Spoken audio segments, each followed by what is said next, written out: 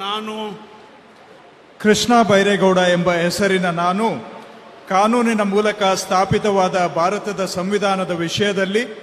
ನಿಜವಾದ ಶ್ರದ್ಧೆ ಮತ್ತು ನಿಷ್ಠೆಯನ್ನು ಹೊಂದಿರುತ್ತೇನೆಂದು, ನಾನು ಭಾರತದ ಸಾರ್ವಭೌಮತ್ವವನ್ನು ಮತ್ತು ಅಖಂಡತೆಯನ್ನು ಎತ್ತಿ ಹಿಡಿಯುತ್ತೇನೆಂದು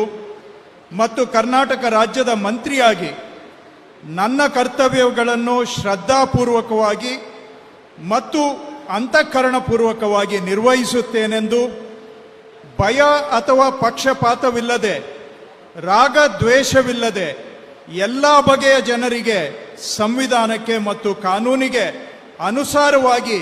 ನ್ಯಾಯವಾದದ್ದನ್ನೇ ಮಾಡುತ್ತೇನೆಂದು ಶ್ರದ್ಧಾಪೂರ್ವಕವಾಗಿ ಪ್ರತಿಜ್ಞೆ ಮಾಡುತ್ತೇನೆ. ನಾನು